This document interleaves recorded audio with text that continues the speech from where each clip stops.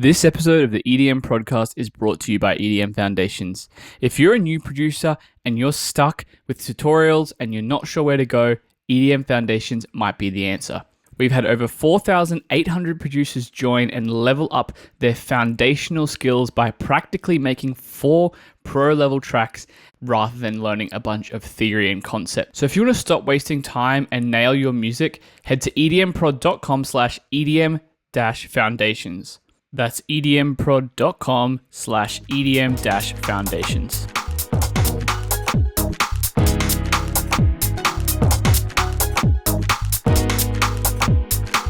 Alrighty, welcome everybody to the EDM Podcast. This is a show where we interview basically anyone in electronic music who we find interesting. Normally we have artists and producers on this show, but today we've got the Record Shop team on here.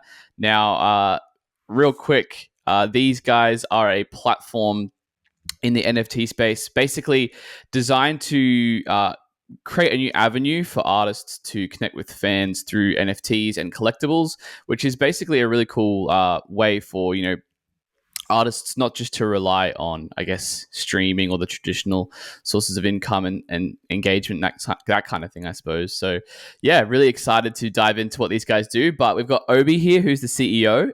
And we have got Paula, who is the head of partnerships and helps onboard new, people onto the platform, new artists and things like that, so they can do drops, which is something we'll talk about a little bit. But maybe I'll leave it to you guys to do this. Whoever wants to jump in first. Do you guys want to just do a bit more of a in-depth explanation as to how Record Shop works? Because I think a lot of people out there, might have heard about what an NFT is by now in, electronic music and in just the general tech space. Do you want to explain how that works for what you guys do?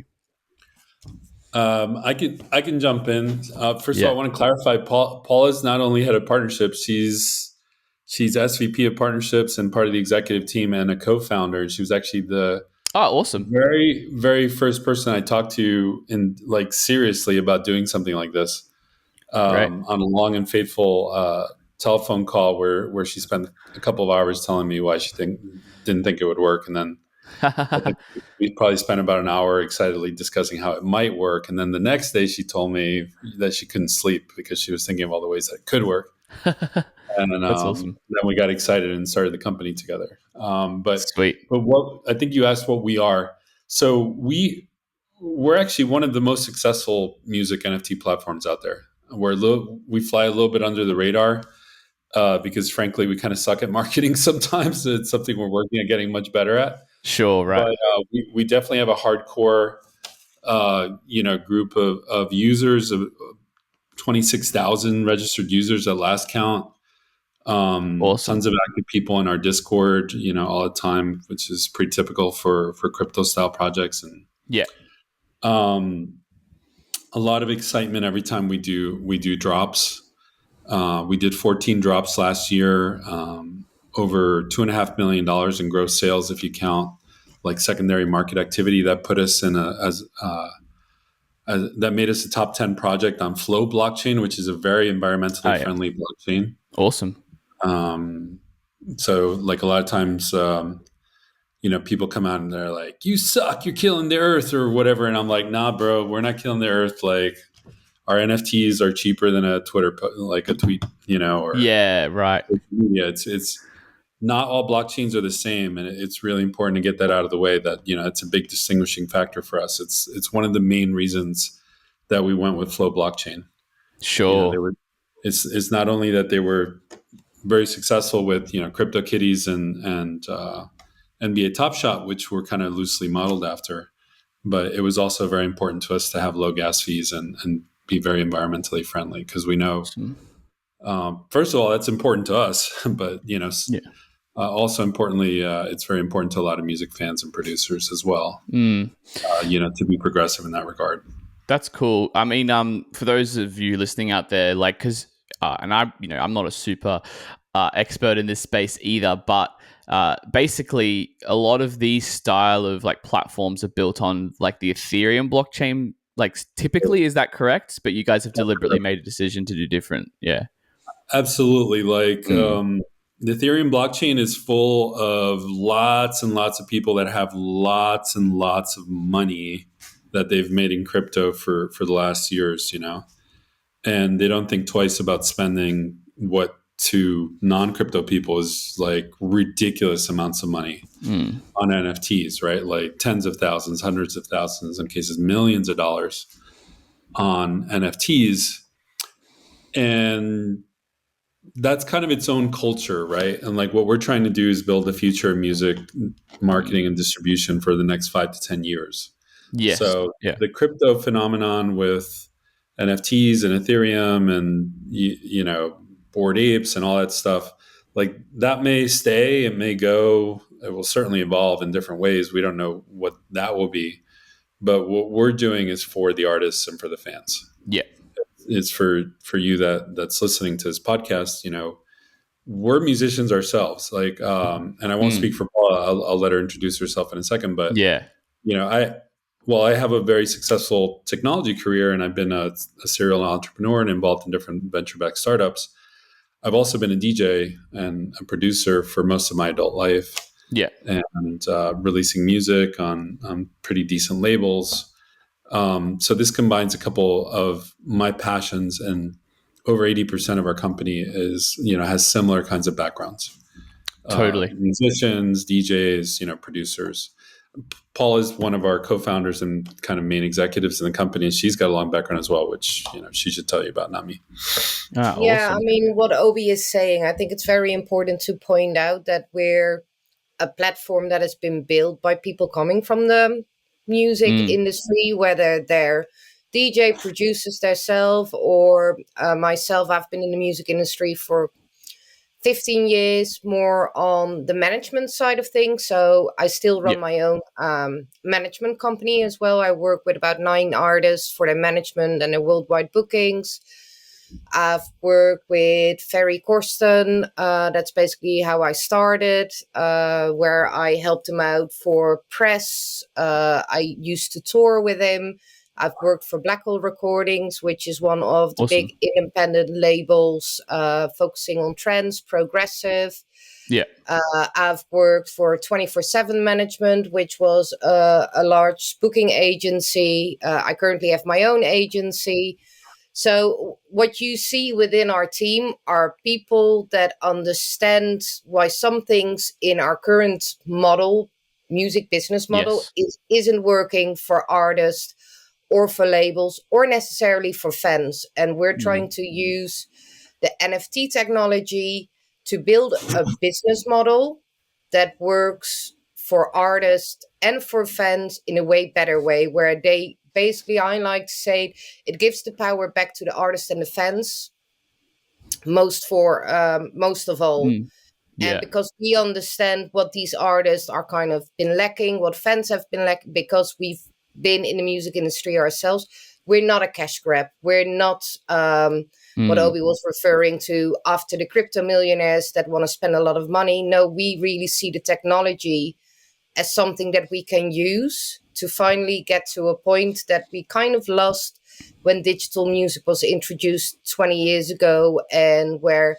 it became less in favor of the artist or the fans and more in favor of the people who were making a lot of money. We're not against making a lot of money, but it needs to come to the people that actually deserve it and who have the heart in the right place and who understand the music industry. Sure. Right, not the rent seekers. And obviously there's a big sea change going on, the creator economy as they talk about it. But more broadly, we're big believers in a lot of the initiatives that are coming forward through Web3, through blockchain technology, that remove the layers of middlemen between the artists and their fans. For sure. So as we build this platform, since we're artists ourselves, we're essentially building the tools that we want for ourselves and then offering them to, when we started with friends and people in our network, right? And it's been expanding ever since. And we now have, I think, close to 140 different artists and brands and festivals. And is that pretty much how you guys grew, just through word of mouth? Is that like been a lot of your growth been attributed to that, or has there been other kind of avenues you've used as well? I think a This- lot of it has to. So my team, the partnerships team that I'm Mm, running at the moment, we've got people that come from the music industry who've built their network. And you have to keep in sure. mind we're a curated platform. We're currently still invite only. Yes. And we basically started reaching out to artists from the whole music industry, making sure that we also had the balance right. So we Yeah. work with smaller artists, upcoming artists. We're working with very established artists. We're working with very legendary artists, labels, Mm. festivals, you should clubs. mention some, Paula, because Um, there's a lot of yeah. electronic music producers listening. Um, we've worked with I'll name drop a couple. Yeah, So yeah. we've got, for example, we've got DJ Pierre, the inventor of Acid House, on our Mm. platform. We've got Juan Atkins. We work with Marcus Schultz, Cold Harbor. I mentioned Black Hole Recordings. Yeah. Cocoon Recordings is one of our partners as well. We've got Solar Stone on there, Pure Trends. I always feel a little bit awkward mentioning because he's also my partner. He was one of the first ones that we Ah, signed awesome. when Obi said like we start talking to friends and family. Those were one as well. I'm very excited. We've got a very exciting prospects in the pipeline that I can't mention at Awesome. this point. Obviously, today we did a drop with Unity, a techno label. Yeah. We've got Transmission Festival, which I mean, I think you guys are Australia based. They do massive festivals in Melbourne and Sydney as well. Yeah. So I mean, it's very very wide, and we're also trying to cover every layer and every genre in there because that's DJ Rap, who's like a famous yeah drum and bass Oh, producer. yeah. We Yeah. have, it feels like we have almost all the significant drum and bass labels under wraps. Oh, yeah. really? I mean, But Black we just Sun haven't dropped Empire. it. Yeah, Black Sun Damn. Empire is one that we've signed. So Nice. it's we're trying to, we've got music fans from all over the world that like different kind of, and we want to provide, you know, creators for everybody in this music realm. That's awesome. Yeah, no, Yeah. that's awesome to hear you got, because I know like a lot of the core fans of this podcast, like back in the day when it was started by Sam Matler, who's the founder of EDMProd, he was into trance and he was a trance producer. So a lot of the core audience of EDMProd is also trance progressive people. So I'm sure a lot of people will be familiar with those artists and labels. I'm also a drum and bass producer too, and I run a drum and bass record label, which is cool. So Nice. maybe long term there could be something there, but we'll have a chat about that after. That's really cool to hear, guys. That you guys are growing, and yeah, it's cool to hear that we'll see more names pop up on the platform too. We're also gonna slowly but surely start opening up the platform and give opportunities for more independent musicians and creators to have a chance to get on there. But Nice. the bar for quality will always be very very high. Yes. Right? Like we firmly believe that a big problem in the music industry today is that there's just too much music, right? Yes. And Sure. especially when you put that together with crypto and the ability to make money, then you have circumstances like OpenSea, where they say that like 80% of the content on there is copyrighted or stolen or Yeah. It's or fraudulent quality. in some way. Yeah. It's quality over quantity, and I think a lot of artists can relate to that. And Yeah. if you look at the current platforms that are there, it's so hard to get noticed, and especially to reach your fans that you want to reach with your music. So a lot of it is about creating scarcity. If you think about the way how we kind of release our music at the moment, it's unlimited. We make this beautiful art product. An artist works on this artisanal product. They might work 6 months on it, 12 months on it, to give it away for $1, $2, or maybe that Mm. very low stream that they get in an unlimited fashion. We didn't used to work like that. And I mean, I think one of the things that Obi really, when he pitched this to me, Yeah. it was like we can go back to that same sentiment where something becomes a collector's item again that we got lost when we decided to give away our artisanal products in an unlimited way, because Mm. that was the best way to reach your fans and to have that big reach. We now have all these new exciting opportunities to actually do the same thing, but by creating Yes. scarcity and adding value to music again. Hence why Yeah. we, if you go to our website, you'll see music is valuable. And that's something Obi and I strongly believe in. And I think the rest of our team as well. That's our That's our mantra, right? Is music is valuable, and it's a little reactionary and it's a little countercultural, Yeah. at the moment. Um, However, I think you'd be hard pressed to find any working musician, producer who doesn't think that their music is valuable, right? Yeah. Exactly. Like you know the artist BT. Yeah. I love BT. I idolize BT, and I have for years. Like Yeah. I was a fan of his, and then I met him at a bar many years ago, almost 20 years ago at this point, and we kind of hung out. And we were talking production and stuff like that, and he doesn't know who the hell I am. Well, now he knows a little bit, but over the years, I was a very big fan. And when I was just getting started with Record Shop, I was on a Clubhouse chat, and I heard him say that nowadays his music is a loss leader, for other things that he does. Right. And Interesting. it broke my heart because he's one of the most talented people I know. Yeah. And Right. and he's a pioneer of the music I love. Mm. And, he's incredibly gifted, and he's always leading edge, and he's always doing incredible stuff. But for him to say that his music was a loss leader, that he was accepting that he Right. was resigning himself to that, was kind of crazy to hear from someone that I put on such a high pedestal, right? Because of his Sure. music, Hmm. not because of his, videos, not because of his NFT experimentation and stuff like that, but because of his music. I actually like his music, Yeah. Yeah. Totally. quite a bit. So that made a deep impression in me, and we've made it central to what we're doing at Record Shop, to make it a place where the music itself can remain valuable, right? Totally, and I think that's what is really cool about what you guys are doing, and just with this whole concept in general, because it's like you don't have to be a top 1% artist, to make this work.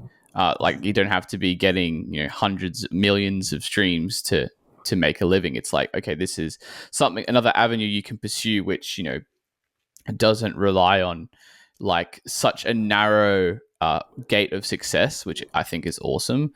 Um, so yeah, I think big props to you guys for providing another alternative thing, because I think that's one thing as an artist myself, as someone who is in the industry as well. Like I see like and I've been in that position where I'm like similar to what BT was saying. Like I feel like the way to make money in the music industry is not through the streams or through the direct things associated with your music, which is a shame, but it is a bit of a reality. So it's cool to see that kind of come full circle now, and hopefully in the future we'll see that change.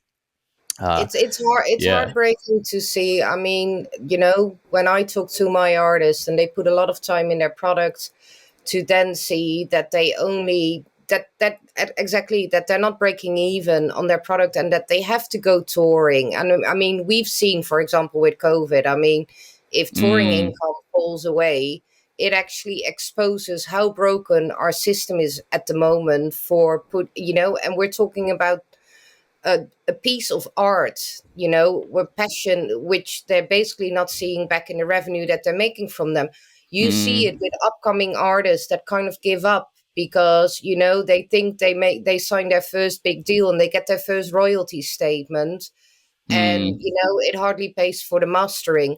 What if we yeah. can flip that table around where people are no longer depending on heavily touring? I mean, there's so many big artists that after the whole pandemic have said as well, we're not going to do 200 tour dates anymore because we've seen that we want to Mm, be more with our family. It's like at the moment, the way our model is built mm, for musicians, we have very little opportunities because we're kind of stuck in this rat race.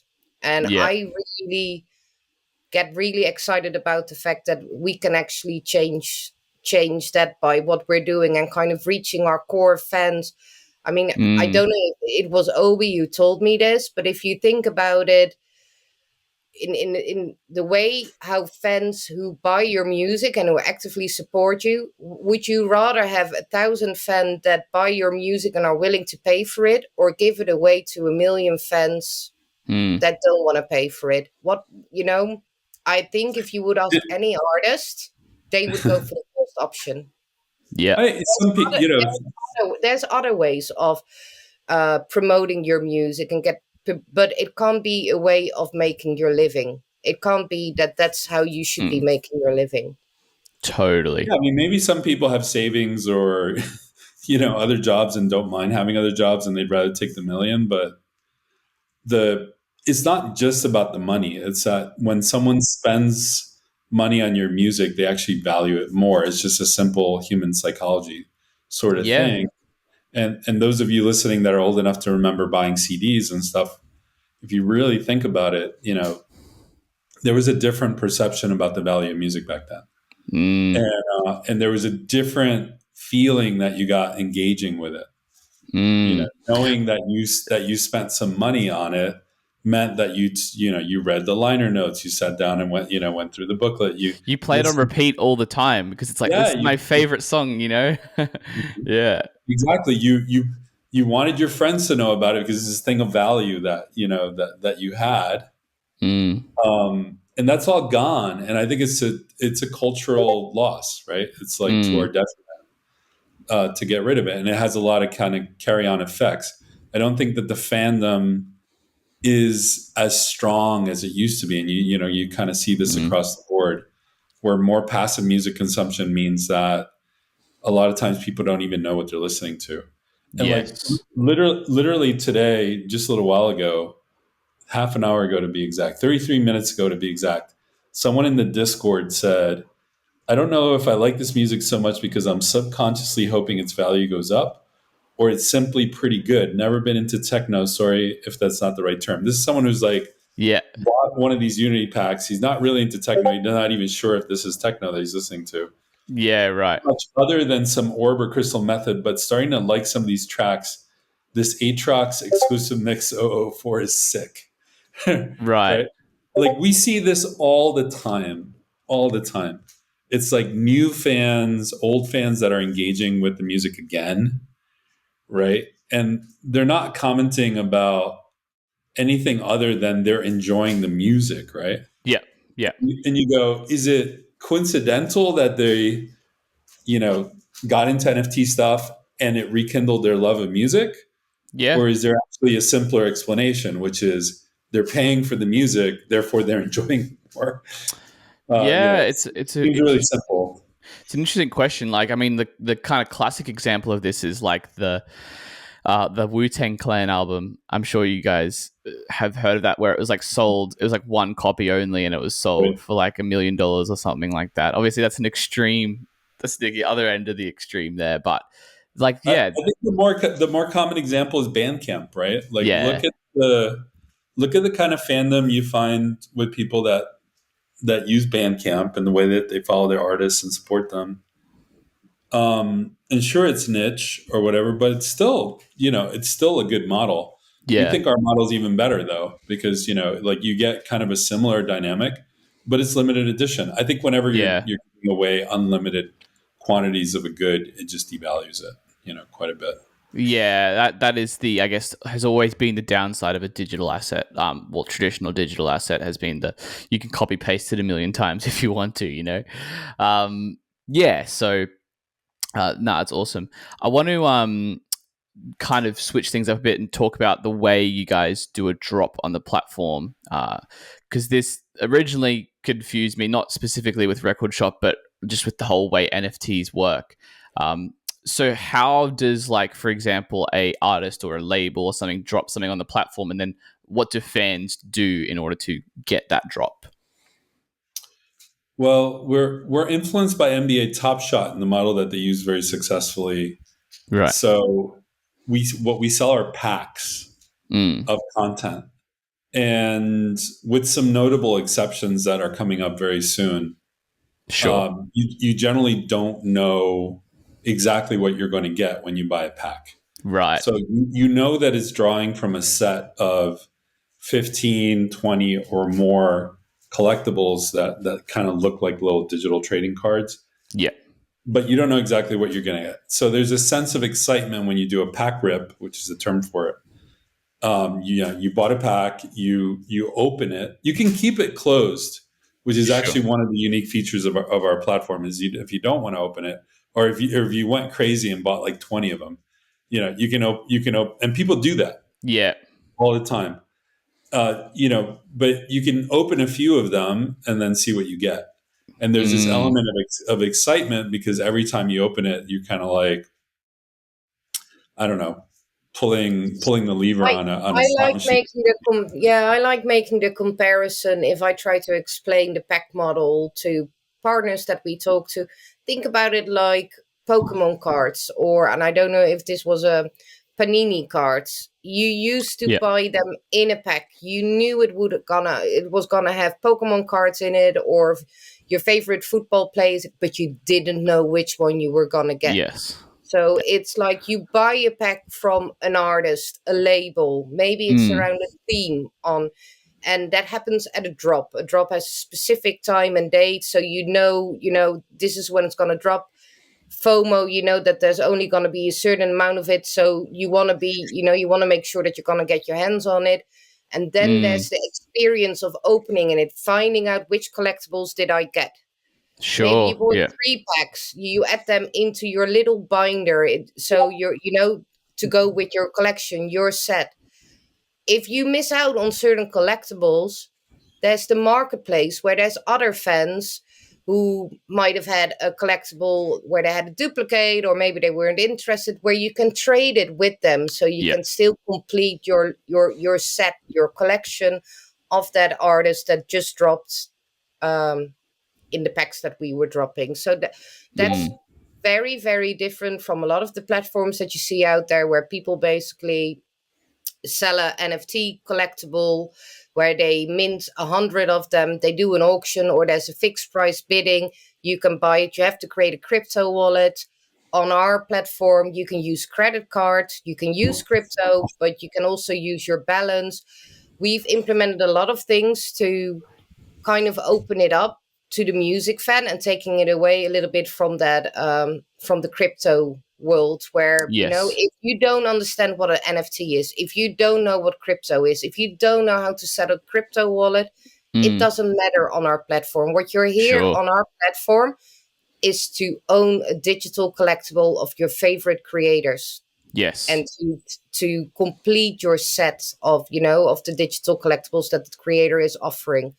If we then go even further, and maybe this is one where Obi can chime in, we also want to reward fans for completing their sets. So that's Yeah. where Right. fan experience come in. So for an artist, they can reward fans for completing a set by maybe they want to give them a personal video message. Maybe they want to reward Sure. them with an extra bonus track that you only get by completing that set. And you really get to learn your super fans, the people that really invested in you, and you can reward them and have a closer engagement with them. It works way better. You don't know who buys your tracks on Beatport. You don't know who No. listens. Yeah. The only thing you know is which country they're in. Yeah. Because people own a collectible, an artist actually can go into the back end and see exactly who bought their collectibles. And maybe, if it's their birthday, if they want to, maybe they want to send a birthday message just because they know that fan holds a collectible. It Wow. makes it, that whole engagement between an artist and a fans become way more direct because the middleman is gone. And it's important to note that it is not just about how much they bought for you. Like there's way too much detail to get into it here and now. But like Yeah. if you're interested in it, if you're listening and you're interested in it, just kind of jump in to the Discord. Buy a pack. Like there's many different ways where people can show that they're interested and that they're your fan, the way that they hype you up, the kind of actions they take on the platform. We gamify a lot of things. Yeah. Awesome. So that we're, and the end goal in service of the artist is to see how much are those fans like into what you produce, right? Like that's the valid feedback. And the Totally. more that you can reward them with attention, which can be like just chatting them up in the Discord or giving them gifts or, like inviting them to shows or including them in the production process, even like the current challenge that's up right now with the drop that we just did with Unity Records. The grand prize for that challenge is going to be to actually have a one-on-one virtual track collaboration session with D-Unity and Atrox. Ah, cool. Yeah. To work on a track together. That's sick. Yeah. So, we did that not too long ago. We did a Participate to Create. It was kind of a pilot for something that we want to do more widely. But the Disco Fries, who are some of the more popular artists on our platform, they got 250 of their fans to sign up to work on a track together with them and Lena Leone. Yeah, awesome. And then they spent 2 hours co-producing a track with 250 of their fans in a chat room. And there were like 900 people watching on Twitch at the same time. But those 250 people who worked on the track together got an NFT of that track as the reward. Yeah, and they got listed as co-producers, right? So that's awesome. Yeah. I'm not saying that every producer is going to do this, and especially not that they're not going to do it for like every project or whatever. Yeah. But these kind of platforms where you have close artist fan engagement lead to a lot of innovation. Like there's a lot, and I think that within a couple of years, probably you'll start to see that there's new breakout artists that that are using the technology that's available to their benefit to break through. Yeah. I was listening to the founders of Nifty Gateway the other day, and they said something that really hit home for me, which is said, like, let's say you're a famous movie actor like Robert De Niro or whatever, Yeah. You get up every morning, you think about how to be a better actor or how to keep your career going as an actor. Yeah. And the reason they were saying that is they were saying, a lot of creators, artists, et cetera, that already have success, they're not getting up every morning thinking about how do I create awesome NFTs? Yes. How do I engage with my audience in ways that have never been done before? Because there's an opportunity to do that now every day. Yeah. Right? With all this cool new technology. That's kind of left up to the up and comers and the people who are entering the space now. Yeah. Or who are maybe not quite as famous as the top tier. Yeah. So they're hungry, right? Like that top tier most of them are not quite as hungry. Sure, they've already had their day in success sort of thing, yeah. And in fact, the opposite is sometimes true. They're not willing to take the risk. Yeah. Right? Or they get spooked because of the potential bad PR, right? Because fans go, oh, NFTs, you fucking suck. Pardon me, I don't know if I can curse on your program. It's all good. It's all good. It's like, you suck, you hate the earth, stuff like that. And they won't take the risk of actually going back, no, and like actually taking the time to explain, And this is this is the thing I've been thinking about with like, there's been a few artists who've come out and said, oh, NFTs, blah, blah. It's like, but all these people are like people who have already had their success. And it's like, it's kind of a shame because this is really cool for those artists, as you say, who aren't like already successful and don't necessarily want to pursue the large amounts of numbers and stuff like that, who actually like, this is a very valid way for me to monetize my craft and to also create a dedicated fan base. I'll give you a case study. Like when we launched, we included a label that I'm associated with called HQ Recordings. Yeah. Tiny label, not A-listers by any means, Sure. But they're good friends of mine. I've released music with them a number of times. We launched them on the label. First of all, they make a ton of new fans. Yeah. that would have never, that, thousands of people exposed to their music that never would have heard them before. I mean, they're basically like a hard trance, hard tech trance, techno, hard techno kind of label, right? So we've made them, no joke, like tens of thousands of dollars Wow. in revenue share, and they've gotten exposure to thousands of new fans. As a result of that, they've actually, well, not, I'm not going to claim full responsibility for it. Forgive me, Amanda, but partly because of the money we've generated and the confidence, to move forward, they've started two new labels, including one that will be exclusive to Record Shop. They've Oh, cool. started investing money in actually commissioning original material and remixes from well-known hard trance artists and stuff like that, which is, Sick. that's how you start a virtuous cycle, right? Like where Mm. you pull in more well-known artists, they give you support, they get you support with other big name artists. And, I have no doubts that within 5 years, HQ is going to be a force to be reckoned with in that Yeah. genre. You know what I mean? So that wouldn't have happened without Record Shop in that way, right? Mm. Like the chances that they would have found the kind of success that they're having now just through the traditional, like, hey, here's my exclusive track on Beatport, Yeah. buy it sort of thing, given that they exist in a niche, Yeah. you be the judge. Totally. But Yeah. they're an amazing label. They have great music, great curation, great A&R. Amanda's awesome. Gary's awesome. They're good people, right? That really care about the music and really care about the scene.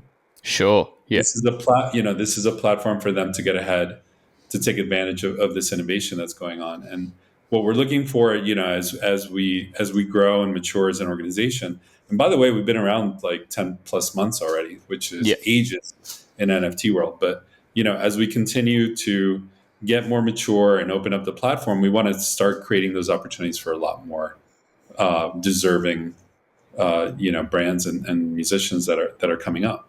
That's awesome.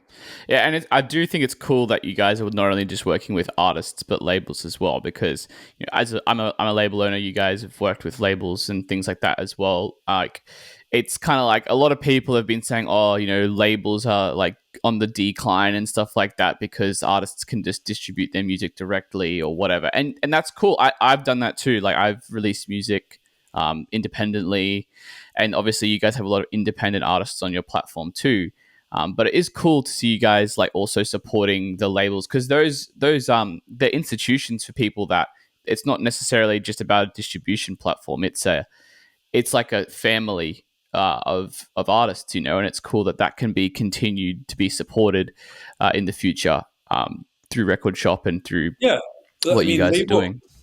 when I was, I'm pushing 50 at this point, but I mean, when I started as a DJ, my understanding of what the underground record labels was not just that they printed vinyl, but they were also hosting parties. Yeah, They were where you went to have access to a nice studio and like actual equipment, sure.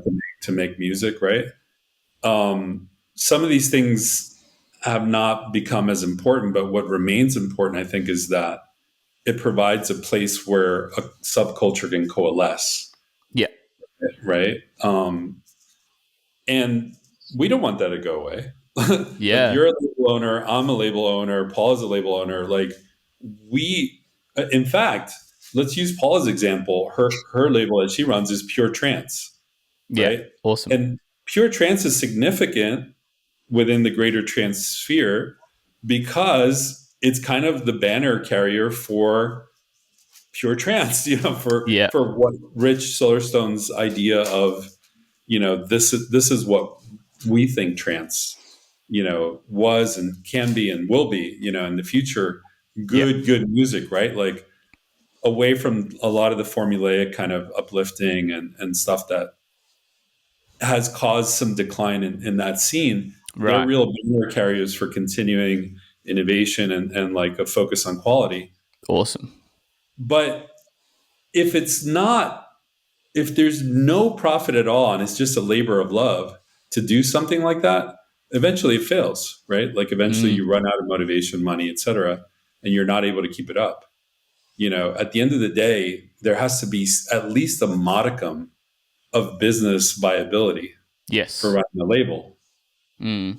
And that's You where the know, events and other avenues come back Well, in. But the then it, events as well, but if you would mm, link it to a record shop, and it kind of fits in with what Obi was saying about HQ recordings. There's a label can also really push through their network, also push younger artists. At this point, mm, when you see a really quality producer, that you really want to back up with, maybe you want, you've listened to their music, you're like, I really want to give them a platform. You invest in it, you put out the album, you put out a single, and I think I referred to it earlier on this call as well.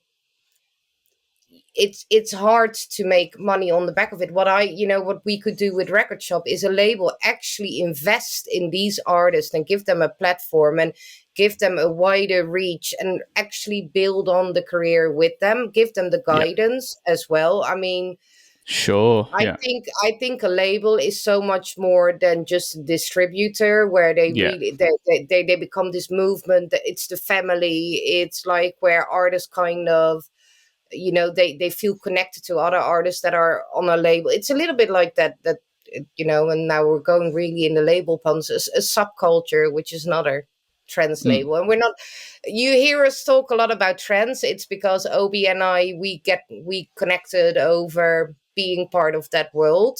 But sure, I yeah, think yeah, you see it within drum and bass as well. I mean, you totally. guys are very close knit, it extremely. connects a lot of that. If you look at techno, I mean, what I've learned over the past 10 months, where I got introduced to so many awesome labels and artists, that it's such a small world and everybody wants to be Yeah, connected with each other. And I think labels are quite an essential They're part the of hub. making that happen. They're the hubs, and again, like yeah, we wouldn't want to lose that. Like if you've made it and you yeah, don't need a label anymore, and you go independent, good for you. Like yeah, that's fantastic. Seriously. yeah, And like you said earlier in the program, like we also have different ways of engaging, right? Like mm, I was putting music out on labels, and also at the same time had an alternate project that I was putting out independent yeah, music, like under a different alias for sure, stuff that wasn't my main brand, right? Like we all kind of do stuff like that. for sure. Gareth Emery, who's one of our investors and that we're working with, he's kind of independent now because he's kind of like outgrown what he needs to do with labels, right? Good, Sure. fantastic. Mm. Um, but the hate for the middlemen, like let's not throw the label baby out with that bathwater. Yeah, exactly. Because it's not always that label or just these, I think everyone thinks of like a major label when someone mentions the word label, Sure. but they forget all the small independent labels who aren't owned by majors and just trying to, do what they love. So yeah, it's awesome to see you guys pushing that. I did want to ask you, you guys about just the future of record shop and stuff like that, and this whole space. What do you guys think the challenges will be moving forward in the industry and stuff to take record shop to, I guess, something where maybe it's more accessible to anyone who wants to put their music on there, or obviously not anyone, but like anyone can apply at least to put their music on there, sort of thing. Yeah, I don't mind talking about how I see that working on Record Shop.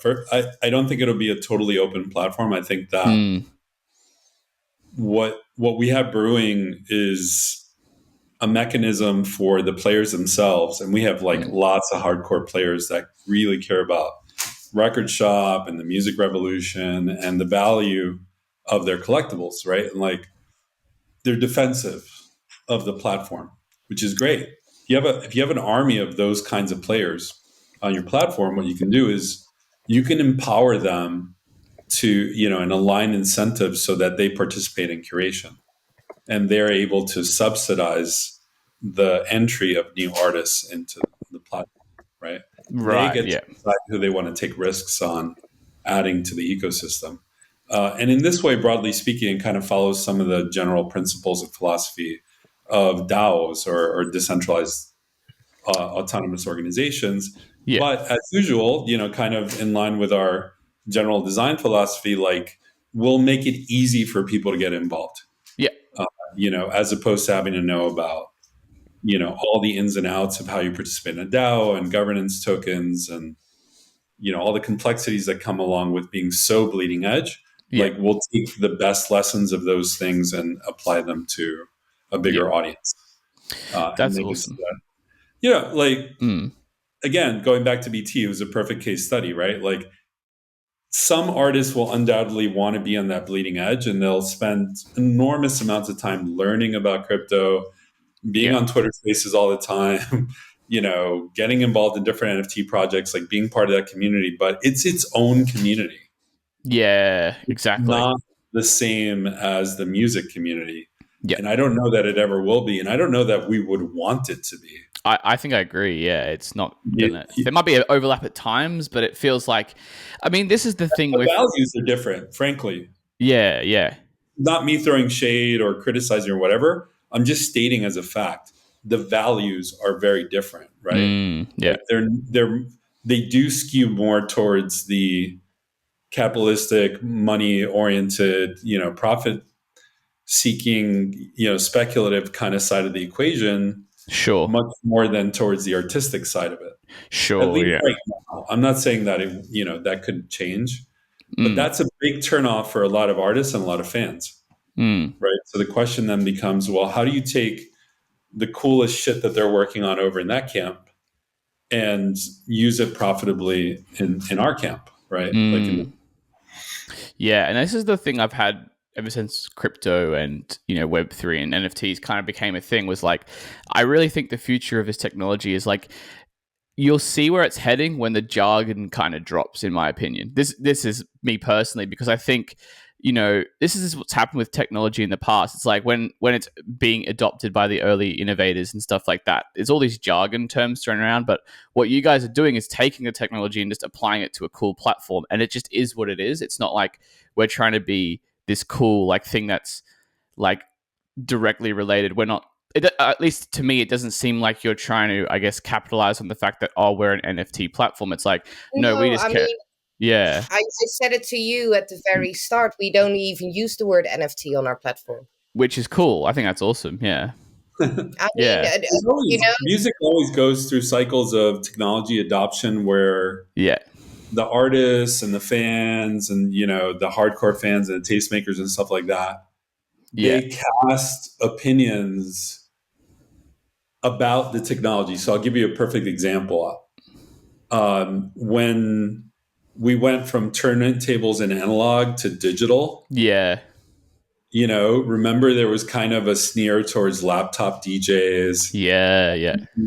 And there was a period of time, which I think we're out of at this point, where fans and other producers and DJs like cared a lot about, well, what are you using to DJ? Like, what equipment? Using Ableton or using Tractor or using Serato Scratch Live or stuff like that, or you suck if you use one thing or the other. And now no one gives a shit, right? Like, it's just make music. Right? It's like gone back to being irrelevant because it's now become part, a natural part of what's going on. Yeah, exactly. I 100% agree. I think, you see this with just, like, I remember when people started using the internet to market things, they called it e-marketing. It's like, now it's just marketing. It's not like the technology is removed from the equation because it's so ingrained to what it is. And I think that's definitely going to happen in this space. And it's cool to see you guys pushing that already. It will. It's just that if you move now, dear producer who's listening to this, you're going to be in such a better position 5 years from now.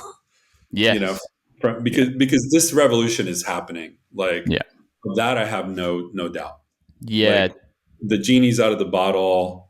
If you're looking at this and thinking crypto and NFTs and all this stuff's going to blow up and go away, I'm so sorry, but it's not going away. I mean, if you think about it, we went from vinyls, and then there were downloads, and people were like, oh, playing with MP3s, and people like there were people that were like, oh, we're gonna see what happens. Then streaming happened, and a lot of people who were into downloads, they were like, oh, we're not touching streaming yet, and now they feel that they're late to the game. If you take that analogy Maybe Yeah, sure.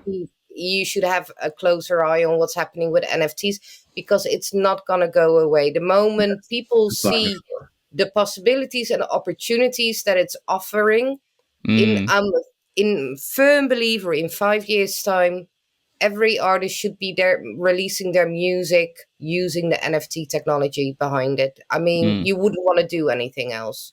for Maybe sure. it's very hard to understand.